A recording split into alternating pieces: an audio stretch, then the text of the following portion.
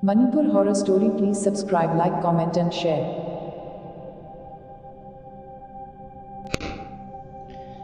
mayam pumnamakpu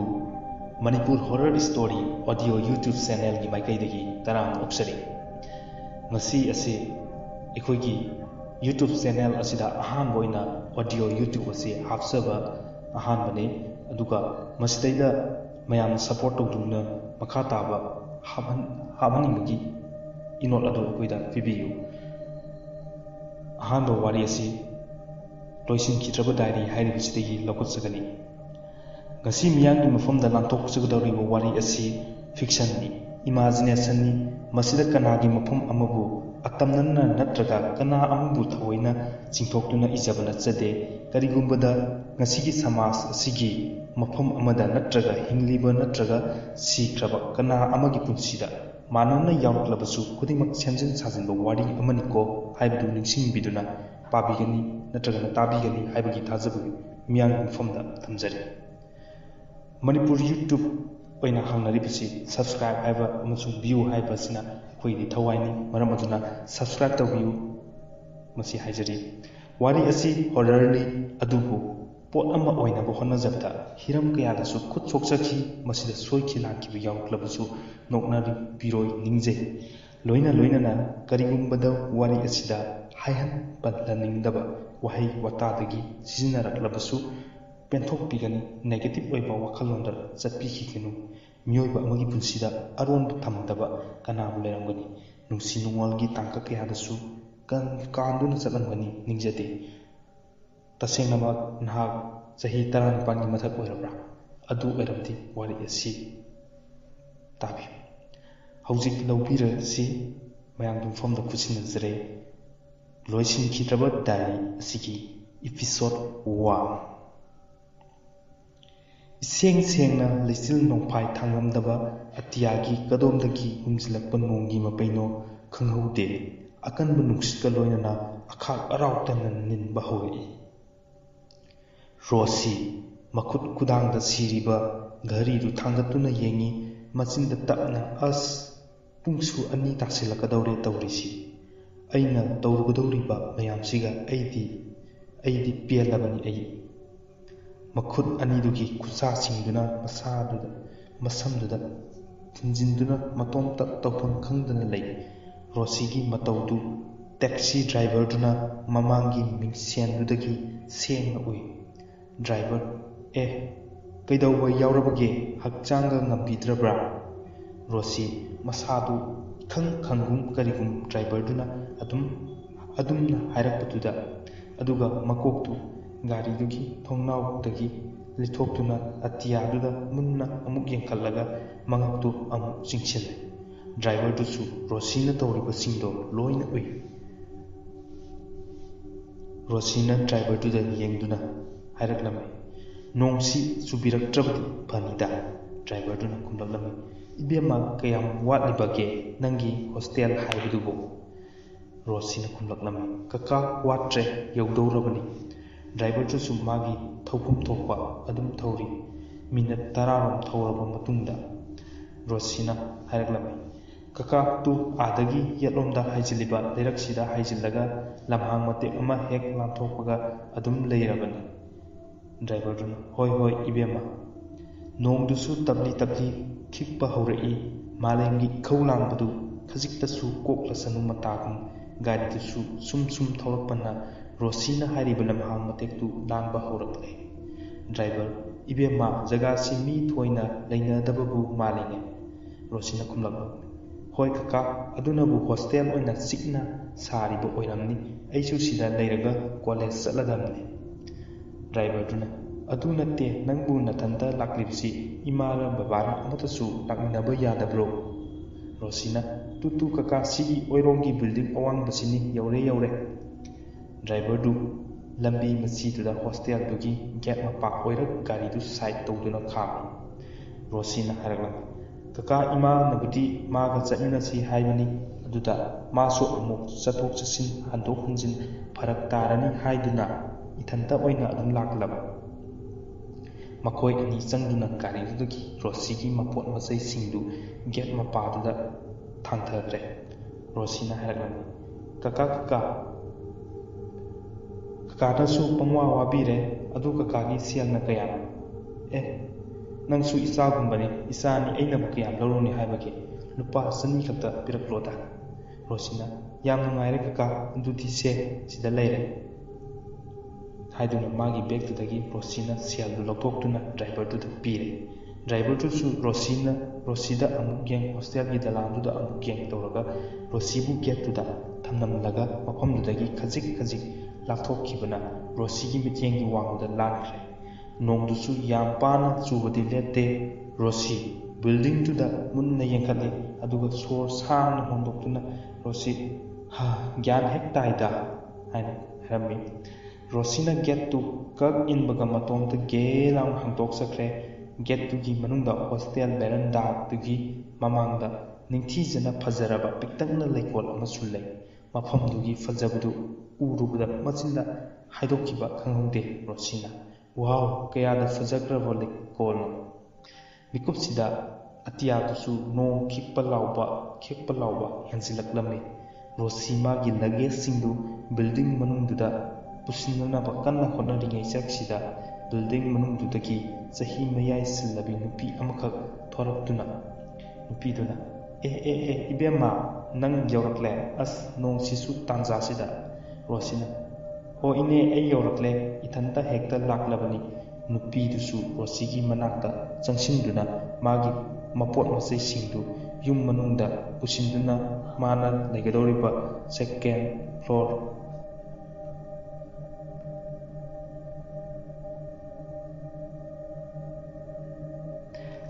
floor ꯇꯝꯅ ꯄꯨꯈꯠꯃꯤꯟꯅꯔꯛꯂꯦ꯫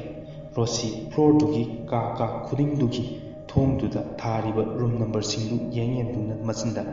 32, 33, 34, 35 ꯑꯁꯨꯝꯅ ꯍꯥꯏꯔꯝꯃꯤ꯫ ꯅꯨꯄꯤꯗꯨꯅ ꯑꯃꯨꯛ ꯍꯥꯏꯔꯝꯃꯤ, ꯁꯤꯅ ꯅꯪꯒꯤ ꯀꯥ ꯑꯣꯏꯗꯧꯔꯤꯕꯅꯤ, ꯔꯨꯝ ꯅꯝꯕꯔ 36 ꯍꯥꯏꯅ ꯔꯣꯁꯤꯅ ꯈꯨꯝꯂꯝꯃꯤ꯫ ꯅꯨꯄꯤꯗꯨꯅ ꯏꯃꯥꯔ ꯕꯕꯥꯔ ꯌꯨꯝꯒꯤ ꯑꯍꯟ ꯑꯃ ꯂꯣꯏꯅꯔꯛꯂꯝꯂꯕꯗꯤ ꯍꯦꯟꯅ ꯅꯨꯡꯉꯥꯏꯔꯝꯒꯗꯕꯅꯤ꯫ ꯔꯣꯁꯤ ꯏꯅꯦ, ꯑꯩ ꯐꯣꯟ ꯇꯧꯗꯨꯅ ꯉꯁꯤ ꯅꯤꯅꯤ ꯍꯨꯝꯅꯤꯁꯤꯗ ꯁꯣꯏꯗꯅ ꯂꯥꯛꯍꯟꯖꯒꯦ꯫ ꯅꯨꯄꯤꯗꯨ ꯔꯣꯁꯤꯗ ꯃꯨꯟꯅ ꯌꯦꯡꯗꯨꯅ ꯂꯩ꯫ ꯔꯣꯁꯤ ꯑꯗꯨꯗ ꯏꯅꯦ, ꯑꯩ ꯁꯥꯇ꯭ꯔꯤꯁꯤꯡꯗꯤ ꯀꯅꯥꯁꯨ ꯎꯗꯦꯅ? ꯅꯨꯄꯤꯗꯨꯅ ꯈꯨꯝꯂꯛꯂꯝꯃꯤ, ꯃꯥꯒꯤ ꯀꯥꯗ ꯂꯩꯅꯕꯅꯅꯤ, ꯑꯗꯨꯒ ꯂꯥꯛꯀꯗꯕꯁꯨ ꯈꯔꯁꯨ ꯋꯥꯠꯂꯤ, ꯉꯥꯏꯍꯥꯛꯇ ꯉꯥꯏꯔꯦ ꯂꯥꯡꯕꯅ ꯉꯔꯪ ꯂꯥꯡꯉꯛꯀꯗꯕ꯫ ꯅꯣꯛꯃꯤ ꯇꯧꯏ ꯅꯨꯄꯤꯗꯨ꯫ ꯔꯣꯁꯤꯁꯨ ꯅꯨꯄꯤꯗꯨꯗ ꯌꯦꯡꯗꯨꯅ ꯍꯥꯏꯐꯦꯠ ꯃꯣꯃꯣꯟ ꯅꯣꯛꯏ꯫ ꯅꯨꯄꯤꯗꯨꯅ ꯐꯔꯦ, ꯑꯗꯨꯗꯤ ꯅꯪꯒꯤ ꯄꯣꯠ ꯆꯩꯁꯤꯡꯗꯣ ꯃꯐꯝ ꯆꯥꯅ ꯂꯣꯏꯁꯤꯟꯖꯔꯣ, ꯃꯣꯝꯄꯥꯛ ꯃꯣꯟꯅ ꯆꯤꯡꯕꯗꯤ ꯑꯩꯈꯣꯏꯅ ꯂꯣꯏꯅ ꯄꯤꯔꯕꯅꯤ꯫ ꯀꯨꯞꯁꯤꯜꯂꯤꯕ ꯐꯤꯁꯤꯡꯁꯦ ꯑꯩ ꯂꯧꯊꯣꯛꯄꯤꯔꯒꯦ, ꯑꯗꯨꯒ ꯇꯣꯏꯂꯦꯠ ꯕꯥꯠꯔꯨꯝꯗꯤ ꯀꯥꯗ ꯂꯣꯏꯅ ꯑꯦꯇꯦꯆ ꯇꯧꯔꯕꯅꯤ, ꯑꯗꯨꯒ ꯐ꯭ꯂꯣꯔꯁꯤꯒꯤ ꯑꯣꯏꯅ ꯀꯃꯟ ꯑꯣꯏꯕ ꯑꯣꯏꯔꯣꯝꯗ ꯆꯠꯂꯒ ꯕꯥꯠꯔꯨꯝ ꯇꯣꯏꯂꯦꯠ ꯑꯃꯁꯨ ꯂꯩꯕꯅꯤ꯫ ꯔꯣꯁꯤꯅ ꯍꯣꯏ ꯏꯅꯦ꯫ ꯅꯨꯄꯤꯗꯨꯅ ꯑꯃꯨꯛ ꯑꯗꯨꯒꯅꯦ, ꯅꯪꯅ ꯄꯣꯊꯥꯅꯤꯡꯂꯁꯨ ꯅꯪꯒꯤ ꯀꯥꯁꯤꯒꯤ ꯍꯦꯛ ꯃꯄꯥꯁꯤꯗ ꯕꯦꯜꯀꯣꯅꯤ ꯂꯩꯕꯅꯤ, ꯌꯥꯝꯅ ꯐ꯭ꯔꯦꯁ ꯑꯣꯏꯕꯅꯤ꯫ ꯔꯣꯁꯤ ꯅꯨꯄꯤꯗꯨꯗ ꯌꯦꯡꯗꯨꯅ ꯍꯔꯥꯎꯅ ꯍꯣꯏ ꯍꯥꯏꯕꯒꯨꯝ ꯅꯣꯛꯏ꯫ ꯅꯨꯄꯤꯗꯨꯅ ꯑꯃꯨꯛ ꯍꯥꯏꯔꯝꯃꯤ, ꯑꯁ, ꯑꯩꯁꯨ ꯅꯪꯒꯤ ꯃꯇꯦꯡ ꯄꯥꯡꯕꯤꯒꯦ꯫ ꯔꯣꯁꯤꯅ ꯏꯅꯦ, ꯌꯥꯔꯅꯤ, ꯑꯩ ꯑꯗꯨꯝ ꯂꯣꯏꯁꯤꯟꯖꯔꯒꯦ꯫ ꯅꯨꯄꯤꯗꯨꯅ ꯐꯔꯦ, ꯑꯗꯨꯗꯤ ꯔꯣꯁꯤꯕꯨ ꯀꯥꯗꯨꯗ ꯊꯝꯂꯝꯂꯒ ꯃꯈꯥꯗ ꯇꯞꯂꯤ ꯀꯨꯝꯊꯈ꯭ꯔꯦ꯫ ꯃꯇꯝꯁꯤꯗ ꯇꯞꯂꯤ ꯆꯨꯔꯝꯕ ꯅꯣꯡꯗꯨꯁꯨ ꯂꯦꯞꯈ꯭ꯔꯦ꯫ ꯔꯣꯁꯤ ꯃꯥꯒꯤ ꯀꯥꯒꯤ ꯊꯣꯡꯗꯨ ꯇꯞꯅ ꯉꯥꯁꯤꯟꯗꯨꯅ ꯄꯣꯠ ꯆꯩꯁꯤꯡꯗꯨ ꯃꯃꯥꯡꯗ ꯄꯨꯂꯞ ꯊꯝꯃꯤ, ꯑꯗꯨꯒ ꯀꯥꯗꯨꯒꯤ ꯈꯨꯝꯖꯤꯟꯗꯨꯅ ꯂꯩꯔꯤꯕ ꯊꯣꯡꯅꯥꯎꯗꯨꯗꯒꯤ ꯄꯔꯗꯥꯗꯨ ꯁꯔ ꯂꯥꯎꯅ ꯆꯤꯡꯊꯣꯛꯇꯨꯅ ꯃꯄꯥꯟꯗ ꯍꯥꯏꯐꯦꯠ ꯌꯦꯡꯂꯝꯂꯒ ꯃꯇꯨꯡ ꯑꯣꯏꯅ ꯃꯈꯣꯡꯗꯨ ꯊꯥꯡꯗꯣꯛꯂꯛꯄꯗ ꯃꯥꯒꯤ ꯐꯃꯨꯡ ꯃꯈꯥꯗꯨꯗ ꯏꯈꯪ ꯈꯪꯍꯧꯗꯅ, ꯀꯔꯤꯅꯣ ꯍꯥꯏꯕ ꯁꯨꯡꯈꯪ ꯈꯪꯗꯅ, ꯃꯨꯁꯨꯛ ꯃꯨꯅ ꯃꯤꯒꯤ ꯃꯈꯣꯡꯁꯨ ꯃꯥꯟꯒꯨꯝ ꯇꯧꯕ ꯑꯃꯗ ꯈꯣꯡꯅꯤꯡꯅ ꯂꯧꯁꯤꯟꯗꯨꯅ ꯔꯣꯁꯤ ꯂꯣꯡꯅ ꯍꯥꯏꯊꯩ꯫ ꯃꯨꯁꯨꯛ ꯃꯨꯕ ꯀꯔꯤꯅꯣ ꯈꯪꯗꯕ ꯑꯗꯨꯕꯨ ꯐꯠ ꯆꯤꯡꯁꯤꯟꯈꯤ꯫ ꯈꯨꯗꯤꯡꯃꯛ ꯔꯣꯁꯤꯗꯤ ꯀꯔꯤꯁꯨ ꯈꯪꯍꯧ ꯎꯍꯧꯕꯗꯤ ꯅꯠꯇꯦ꯫ ꯔꯣꯁꯤ ꯑꯁ, ꯑꯌꯣ ꯅꯥꯍꯦ, ꯑꯁꯨꯛ ꯆꯥꯎꯔꯕ ꯑꯩꯅ ꯆꯨꯝꯅ ꯆꯠꯄ ꯐꯥꯎ ꯍꯦꯛ ꯉꯝꯗꯦ ꯍꯥꯏꯕꯅꯤ꯫ ꯔꯣꯁꯤꯅ ꯐꯃꯨꯡ ꯈꯨꯌꯥ ꯑꯣꯏꯔꯞꯅ ꯂꯣꯡꯅ ꯇꯥꯗꯨꯅ ꯂꯩꯕꯗꯒꯤ ꯃꯁꯥꯒꯤ ꯌꯦꯠꯂꯣꯝꯗ ꯍꯥꯏꯐꯦꯠꯇꯪ ꯆꯦꯠꯅ ꯌꯦꯡꯊꯣꯛꯂꯨꯕꯗ ꯀꯥꯗꯨꯒꯤ ꯈꯤꯜꯂꯤꯕ ꯑꯜꯃꯤꯔꯥꯗꯨꯒꯤ ꯃꯆꯤ ꯈꯥꯆꯤꯟ ꯑꯣꯏꯔꯞꯅ ꯄꯤꯛꯇꯛꯄ ꯆꯦꯒꯤ ꯕꯣꯛꯁ ꯑꯃ ꯂꯩꯕ ꯎꯔꯦ꯫ ꯔꯣꯁꯤꯅ ꯕꯣꯛꯁꯅꯤꯅꯦ, ꯀꯔꯤꯕꯨ ꯑꯣꯏꯔꯤꯖꯥꯠꯅꯣ? ꯃꯁꯥꯗꯨ ꯐꯠ ꯍꯧꯒꯠꯇꯨꯅ ꯊꯣꯡꯅꯥꯎꯗꯨꯗꯒꯤ ꯃꯅꯥꯛꯇꯨ ꯃꯄꯥꯟꯂꯣꯝꯗ ꯊꯤꯟꯗꯣꯛꯇꯨꯅ ꯌꯦꯡꯕꯗ ngasai nupidu makhada lekonduda leptuna leibudu uraduna Rosina ine kauraklam nupidusu Rosida hangatna yankhalai Rosi ine asida chegi upu ama lei upugi marum oirapna kasin amada madu nangiro nupiduna Rosida munna yengduna natte hana mamangda kaduda leiramba migi oirambasu yai adum ko masi amada thamuda karisu kaide karisu khalunu Rosina magi ka manungda hangat handa chatuna mamaga mobile phone da wari sari Rosina haralam ima ai hostel da yaure mafamsi yamna fajaba jatni hostel sisu yam chawi adu ai matha saba ama leire Rosigi mama Santi kawi Santi na kumlaklam kainone nangna matha sai haisibo Rosina hana kasida leiramba migi soidan oigani chegi box macha ama leiram masibu tamdana thamnam lira natraga kauram lira ai gyan tadre masigi manungda karibu yarum duisano karimbo posina magi yamna darkar oibo posak oram labde ai hangdoklaga yenglage mama Santina yengunuda masi amata thambiko Rosina as masi hangdoktri fawba ai tumba chaba changlaro ai hangdokladuini haisiniko ai hangdokle phone thame Santi mamana bema Rosi kaudan Rosina takire phone do phat kaktatkre aduga box tu magi phamungduda pukhatuna thamlaga masu box mamangduda phamduna hangdokpa hawi box do hangdokpaga manungduda school college bag ama hana thengne Rosina bag to box tudagi lakthokduna phamungduda thambi amuksu furit t-shirt ama amuk thengne adusu lakthokduna phamungduda thambi Rosina masibu nupigira natraga nupagira gyanga amada tadreda Rosina makutu box da haifet thingzinduna otuna nupigi thabaki blue color ki second skin ama mari da paiduna chingkhalaki o sidi nupigi ni na pidasu pamung mathakta thamle aduga makutuna amu box dagi portrait size photo ama amu satoklaktuna mamituna photo duna munna yengi Rosi wow kayada changkholi bin pino untongna fajakreda adubu masikana oirigaba adudagi amu box dagi lari ani loktoktuna matungda tha lawba notebook manba ama leirambudu loktoktuna cover du tapna angokuna yengda Rosi o maningda thoi kowa as photo sigi masak siga maming siga kayada sunariba thoi kamaina nangna nangi potsai singsi kauram libano haiba photo aduda munna yenglambadagi amu box manungduda yawriba angangba machugi cover oiba diary du uraduna Rosina sidi diary nine ningthina cheksinna thamnamida kamainabu hangdoklijana o sigi pulliba ribbon se lapthoklage adubu migi diary pabase tawhaidedi hainabani se hoida pavadi parage punsi amagi arong atuk kaya amasuniko he isor ai diary si pajarage aibu ngakpiko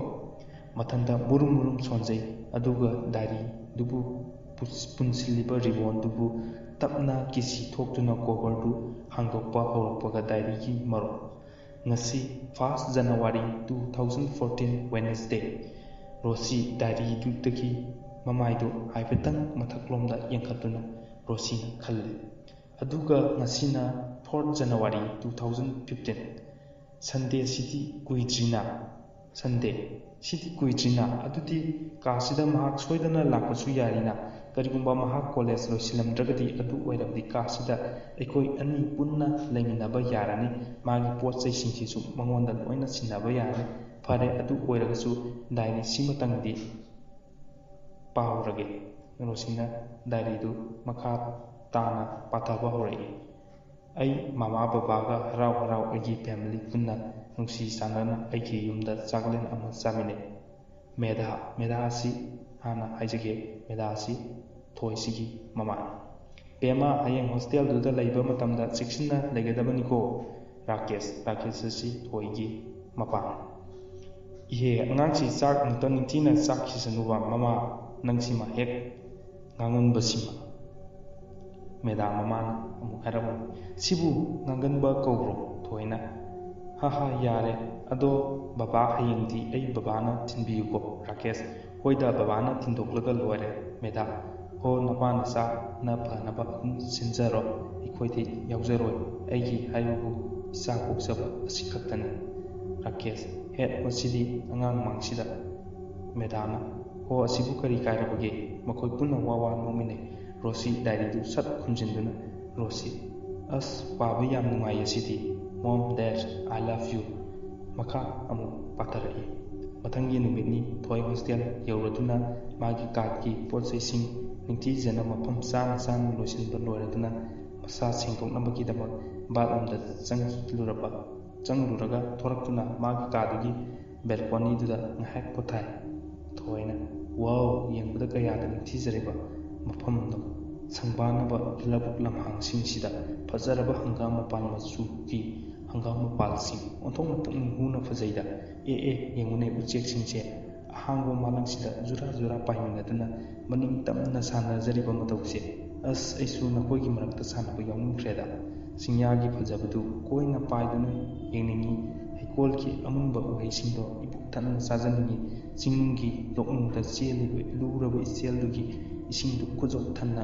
ꯏꯈꯧ ꯄꯦꯟꯅ ꯊꯛꯆꯅꯤꯡꯈ꯭ꯔꯦꯗ ꯍꯦ ꯇꯥꯏꯕꯪ ꯃꯄꯨ ꯑꯉꯛꯄꯅꯤ ꯅꯪꯒꯤ ꯈꯨꯠꯁꯦꯝ ꯔꯣꯁꯤ ꯄꯥꯔꯝꯂꯤꯕ ꯗꯥꯏꯔꯤꯗꯨ ꯐꯠ ꯈꯨꯝꯖꯤꯟꯗꯨꯅ ꯔꯣꯁꯤ ꯑꯁꯦꯡꯕꯒꯤ ꯑꯗꯨꯛ ꯐꯖꯕ꯭ꯔꯅꯦ ꯀꯗꯥꯏ ꯑꯩ ꯌꯦꯡꯉꯨꯒꯦ ꯃꯈꯨꯠꯇ ꯗꯥꯏꯔꯤꯗꯨ ꯆꯦꯖꯦꯠ ꯄꯥꯏꯁꯤꯟꯗꯨꯅ ꯃꯁꯥꯗꯨ ꯂꯥꯡꯇꯛꯅꯅ ꯃꯥꯒꯤ ꯀꯥꯒꯤ ꯊꯣꯡꯅꯥꯎꯗꯨ ꯄꯠ ꯍꯥꯡꯗꯣꯛꯇꯨꯅ ꯃꯁꯥꯗꯨ ꯃꯄꯥꯟꯗ ꯂꯤꯊꯣꯛꯇꯨꯅ ꯌꯦꯡꯉꯤ ꯔꯣꯁꯤ ꯃꯅꯤꯡ ꯊꯪꯕ ꯁꯤꯁꯨ ꯐꯖꯩꯍꯦ ꯁꯦ ꯑꯩꯒꯤ ꯊꯣꯡꯅꯥꯎ ꯃꯄꯥꯟꯗ ꯍꯧꯔꯤꯕ ꯎꯁꯤꯗꯁꯨ ꯎꯆꯦꯛꯁꯤꯡꯒꯤ ꯃꯍꯨꯝ ꯁꯥꯔꯤꯕ ꯃꯥꯜꯂꯦ ꯎꯆꯦꯛꯁꯤꯡꯁꯤꯅ ꯀꯌꯥꯗ ꯍꯔꯥꯎꯅ ꯄꯥꯏꯊꯣꯛ ꯄꯥꯏꯁꯤꯟ ꯁꯥꯟꯅꯔꯤꯕ ꯀꯥꯟꯅꯗꯦ ꯑꯩ ꯕꯦꯜꯀꯣꯅꯤꯔꯣꯝꯗ ꯑꯃꯨꯛ ꯊꯣꯛꯇꯨꯅ ꯌꯦꯡꯂꯨꯈꯤꯒꯦ ꯑꯗꯨꯗꯒꯤ ꯔꯣꯁꯤ ꯍꯣꯕꯦ ꯅꯪꯍꯧꯔꯔꯣꯏ ꯃꯇꯥꯒꯨꯝ ꯃꯥꯒꯤ ꯀꯥꯒꯤ ꯅꯥꯀꯟꯒꯤ ꯕꯦꯜꯀꯣꯅꯤꯗꯨꯗ ꯆꯦꯟꯊꯣꯛꯇꯨꯅ ꯌꯦꯡꯕꯗ ꯔꯣꯁꯤꯅ ꯑꯌꯥ ꯃꯁꯤꯗꯤ ꯑꯣꯟꯊꯣꯛꯅ ꯐꯖꯈ꯭ꯔꯦꯗ ꯋꯥꯎ ꯑꯁꯦꯡꯕꯃꯛꯅꯤꯍꯦ ꯗꯥꯏꯔꯤꯁꯤꯗ ꯏꯔꯝꯂꯤꯁꯦ ꯑꯁ ꯁꯤꯗꯤ ꯑꯩ ꯃꯈꯥ ꯁꯨꯝ ꯄꯥꯅꯤꯡꯂꯛꯂꯦ ꯃꯊꯪꯒꯤ ꯏꯄꯤꯁꯣꯗꯇ ꯃꯈꯥꯒꯤ ꯗꯥꯏꯔꯤ ꯄꯥꯊꯔꯛꯄꯒꯤ ꯋꯥꯔꯤ ꯑꯗꯨ ꯍꯥꯞꯆꯔꯛꯂꯒꯦ ꯃꯁꯤ ꯍꯣꯔꯔꯅꯤ ꯑꯗꯨ ꯃꯇꯥꯡ ꯁ꯭ꯋꯥꯏꯗꯗꯤ ꯍꯣꯔꯔꯒꯤ ꯑꯣꯏꯕ ꯊꯣꯏꯗꯣꯛꯄ ꯑꯇꯣꯞꯄ ꯖꯒꯥ ꯍꯥꯏꯕꯗꯨꯃꯛꯇꯤ ꯃꯐꯝꯁꯤꯗ ꯎꯈꯤꯗ꯭ꯔꯦ ꯑꯗꯣ ꯃꯊꯪꯗ ꯑꯃꯨꯛ ꯇꯥꯃꯤꯟꯅꯁꯤ ꯃꯌꯥꯝ ꯄꯨꯝꯅꯃꯛꯅ ꯌꯨꯇꯨꯕꯅꯤ ꯁꯕꯁꯀ꯭ꯔꯥꯏꯕ ꯇꯧꯕꯤꯕ ꯀꯥꯎꯒꯅꯨ ꯂꯥꯏꯛ ꯀꯃꯦꯟ ꯑꯃꯁꯨꯡ ꯁꯤꯌꯔ ꯇꯧꯕꯤꯌꯨ ꯁꯕꯁꯀ꯭ꯔꯥꯏꯕꯅ ꯌꯨꯇꯨꯕꯔꯒꯤ ꯊꯋꯥꯏ thanks all for your most valuable time.